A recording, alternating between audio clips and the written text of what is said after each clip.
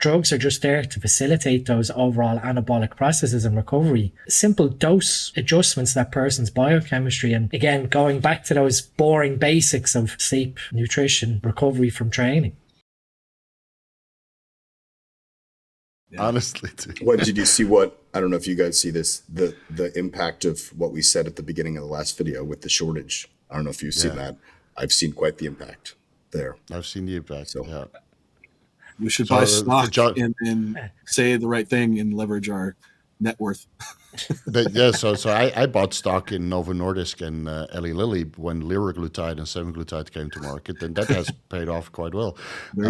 So last week a month ago when we recorded the previous podcast, which went live a couple of days ago, we discussed a potential shortage coming up from Chinese raws.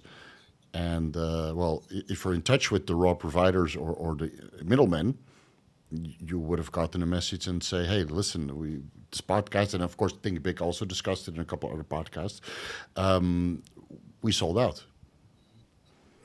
The other thing you see now too is people are gouging stuff. So the companies that make the glass bottles and the stoppers, the caps, have all doubled their prices. BA prices will be going up, BB prices will be going up. Everyone's going to try to make money on this now. I'll buy Bitcoin before it's too late. So basically the intermediate phase of trying to piece things together until you're ready to step on stage enhanced is trial and error. I guess because there's so many compounds we can choose from. And again, individual response kind of dictates what the best compound is going to be for you. And I've discussed these cycles with many amateurs and many pros, and it seems to be all over the place.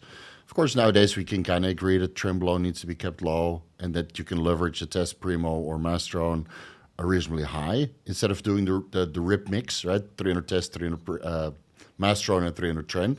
Those days seem to be over. Wasn't Breon Ansley doing that? Well, that's besides the point. His coach is probably from back then too, though, right? Yeah, I don't know who his coach is, but not Chris Cormier. So that's the back in the day, the 300-300 mix. So nowadays we come a little bit to the same conclusion. Testosterone is a base, leverage your DHTs, and then keep your trend moderate to the point you don't get tremendous side effects, right? For glucocorticoid receptor inhibition and, preventing catabolism. And you don't use any more than that, so your sleep quality isn't impaired. Beyond that basic compound selection, we've got an hour left, so we're going to have to skip the queue a little bit. At one point, we have to look into things like insulin and IGF-1 and maybe some niche peptide companies. Like at what point would you say those become applicable? Or maybe we can briefly discuss this for every drug or every steroid real quick, like a rapid fire. When do we leverage drugs XYZ? Kurt, please. Well, you want me to start with when would you leverage just Tren? Steroids? Yeah, real quick. Yeah. When would you leverage Tren? Typically, the only two times I would leverage it, most common is pre-contest if it's needed. Lots of guys do shows now without it. So Is it needed? No. Is it help? Sure. If you tolerate it, but like anything else, if you don't tolerate it, don't use it, right? You might have to diet harder. You might have to watch your food. You might be doing more cardio. The only other time I would leverage it is in an off season. If you've hit a true plateau, it will put mass on you that you might not have gained through other compounds, right? On milligram basis, it's stronger. It is a very strong anabolic. If it weren't, we would be using Primo for cows. And we unfortunately don't use Primo in cattle. That would be the only other time I'd leverage it. Things like Mastrone, outside of the current use where it can be substituted for, Primobolan perhaps, Mastrone typically was a pre-contest drug. That was the only time we ever really saw it, right? And even 15 years ago, it was rare. So half the guys back then didn't even use it because they couldn't find it. Like you said, those classic anabolics, the EQ, the Nandrolone, the Primo, they're relatively interchangeable, and you do have to experiment to see what feels the best to you. Some guys, can't use some of them. Tests should always be used. GH, I think, is a basic as well. I mean, what other orals? I typically would save orals outside of Vanadrol for pre-contest, pretty much just Winstrol, perhaps Anavar, Halotestin. I wouldn't be leveraging. I'm not a big oral in the off-season guy. I don't think it's worth destroying your health, to leverage, because you're going to there's nothing that Anavar does specifically that you couldn't get from Primo, right? And we talked about this last video. The five unique steroids that don't have any, that do basically everything are Test, Tren, Winnie, Anadrol and Dianabol are really the unique ones. All the others basically have some crossover effect that you can get from one of those, right? So and half of the orals we use for their cosmetic benefits, not necessarily for their Yeah. anabolic potential. Yeah, I wouldn't Besides use maybe Anabolic. Anadrol. I mean, Yeah, beside something like Anadrol. Anadrol. But Anadrol fits into the one of the unique ones, right? And it's generally more favorable than Dianabol. I mean, and then things like insulin. I'm not a huge insulin proponent. I think if a guy needs it, if he's big enough that he's eating enough food and his pancreas can't keep up with that demand of his food, then sure. If you are 180 pounds, probably don't need insulin. You know, if you're not eating 1,000 grams of carbs, probably don't need insulin, right? Get leaner. When you get most guys show lean, usually they have to pull the insulin out. I don't know what you've done, John, but when guys are stay lean or get very lean for a show, most likely they're going hypo anyway. Yeah, they're insulin sensitive. You know, and the other stuff like the other peptides and stuff. I mean, outside Increlux, I would say is a very advanced drug. That's like you're like at the Arnold, you're at the Olympia, you're at that, you know, New York Pro. You perhaps one of those guys in open. It's expensive. It's hard to come. At least in the United States, it's hard to come by, and it's probably not going to be super beneficial to the average gym rat. Yeah, and the guy that sold it in the US, he's sold out. Yeah. So already. Yeah, exactly. So it's sorry. So if you want to fly to Thailand, I might be able to hook you up. Yeah, but I would say for the average guy that's not competing in bodybuilding, if he can't grow on test and GH or test and GH and Primo, like you said, revisit the training, revisit what you're eating. There's something else wrong, or it's not the sport, right? If you have a poor genetic response to this stuff, maybe this isn't the road to go down. And maybe chess is a better idea. Yeah, that's the unfortunate reality. Rapid fire of drugs, when to apply them.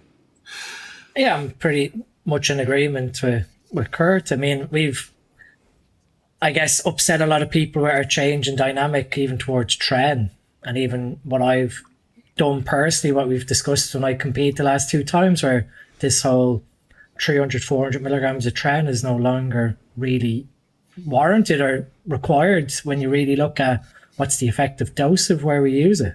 And then the time length of exposure, we've completely changed that. Most of the time, people are throwing tren in at the very start of a cutting cycle or a competition prep that, we're now reserving it for like the last 8 or even 6 weeks before a show, when you are really getting down into that, sub 6%, 5% body fat to try and, stave off catabolism or just add another small bump to total androgenic load due to how strong it binds, like Kurt said. So I think, like Kurt said, if we can't leverage off the basics, then you have to probably consider your choice of sport. And I think depending on what phase you're in, whether it's off season or pre-contest, it still keeps coming back to the basics of recovery, nutrition, training, sleep. The drugs are just there to facilitate those overall anabolic processes and recovery. That when you really look at it, it's not like a magician's hat anymore of, a special coach knows how to get someone in shape for the stage. It's just simple dose adjustments to that person's biochemistry. And again, going back to those boring basics of sleep, nutrition, recovery from training. And the willingness to get shredded, because that's getting more rare also. I mean, there's more people in the sport than ever using drugs and less people in actual shape. I mean, when I was at the Olympia, I was at 7th row and John walks out and I was excited because John was in shape. That's like, no, really. If you pay $1,500 for a gold VIP ticket, you want to see some guys in shape. And when the top 3 walks out and there's a little bit off, like, and then Martin Fitzwater walks out, you're like, yes, this is bodybuilding. And John walks out, this is bodybuilding. But even at the highest level, it seems to be more rare than the norm, where absolutely phenomenal dice to the socks physiques that are fully peaked. I mean, we had you and Martin, basically. Not throwing any shade at the Mr. Olympia this year, but I think the top 3 could have been significantly better. Yeah. That's why I felt John was so much overlooked, which we talked about when you walked off stage. And when you go down the amateur ranks, how many guys are really in shape? We have all the drug education in the world and all the drugs available in the world, but the ability to push to that shredded state, it seems to be more rare nowadays. There's a lot of mental stuff there, yeah, too. As you see, like from a coach's point of view, a lot of people can't push to that place. Yeah. right? You really have to go to a dark place to get in that shape. John, like I've seen John in the off season, John is always in shape. Yeah. Like when I saw Arnold, like you always walk around looking fantastic, but that's also part of it. If you stay in shape year round, it's much easier to peak. True. I think two of the biggest mistakes made for guys not getting in shape is an improper prep timeline and the inability to manage fatigue to actually get down to the body fat level that you actually require. Because a lot of people, what the first issue is, they didn't prep for long enough. The second issue comes into play when they're a few weeks out. They're like, oh shit, I still have like 10 pounds to pull off. And then they push down. However, now that they're at like lower body fat levels, they can't manage that fatigue level, and training performance starts dipping down. They end up just becoming kind of this smaller version of themselves and not having the time to pull off the last bit of body fat when it should actually slow down the deficit in those phases. So these are the number 2 mistakes, and they're still made in high level bodybuilding. And like you said, Steve, it is shocking when you stand amongst open pros at the Olympia and you look, you're like, man, this guy barely has some glute lines in. And it's not just a glute line show anymore, right? You have to weigh out the full physique, right? So, of course, like the top 3, absolutely. These are phenomenal physiques. They deserve to be there. But along this way, it's always going back to our point we keep bringing up of like mastering nutrition, training, in the assessment point of improving your process. And I think when you have too much drugs going in, it really murkies your assessment. Especially in contest prep. When I was taught that like at certain time intervals, certain drugs go in. So like 10 weeks out, you put Trin in. 6 weeks out, Winstrol goes in. At 3 weeks out, halotestin goes in. You're like, well, why? And then you're like, oh, because it hardens you up. You're like, is there more to that? So I think